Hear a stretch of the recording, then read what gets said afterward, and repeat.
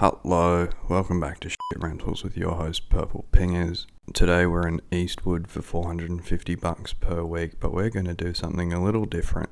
Eastwood is in the federal seat of Bennelong, where the Labor member only won by 2,000 votes. It's also in the New South Wales seat of Ryde, where the Liberal member only won by less than 70 votes.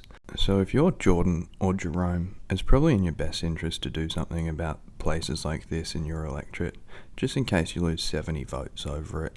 I will be doing this in future because the government really isn't doing anything about this absolute shit fest, and it seems like the only way to get them to do something about it is to make them lose their jobs.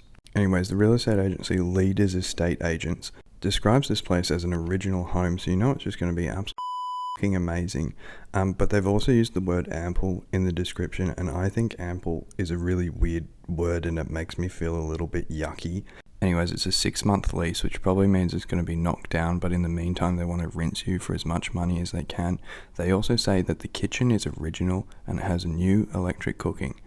Electric cooking isn't new. Also, anytime they say amazing location, means the house is shit. Anyways, here's the original kitchen with new electric cooking.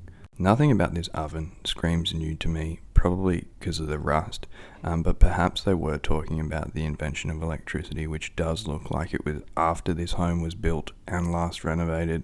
This kitchen is missing more cupboard doors than I am brain cells. I am grateful that they included a fire extinguisher in this kitchen because the wrapping paper surrounding it does look flammable, so does the mini skirt of a curtain. However, I do want to know what is going on with the wrapping paper and why they didn't just use the same wrapping paper for the whole kitchen. I do like the zebra stripes though. Anyways, moving on, we've got this thing in one of the rooms, which is not the kitchen, but it does have 2 sinks. I have a few questions about this room. Number 1, what's going on in this fireplace? Number 2, why is the wet area with the 2 sinks carpeted and then the dry area tiled? I feel like if this was on the block, Scotty Cam would have an absolute aneurysm over this. I forgot what the third thing was, but actually what the f*** is that thing? Why is it there and what does it do?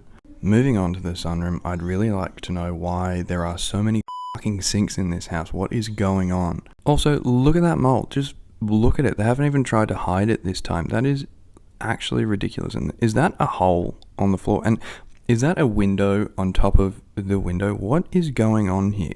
This whole house looks like the landlord just went to the wreckers and built a house out of just 9 other houses that they found lying around. $450 a week though, bargain. I want to know who died here. Don't forget to submit your review at rentals.org. Triple J's hack did a little bit on it yesterday, which is really cool. I think that is on my Twitter if you want to have a listen. And please feel free to grab some merch or join the Patreon if you can, but also don't do that if you can't.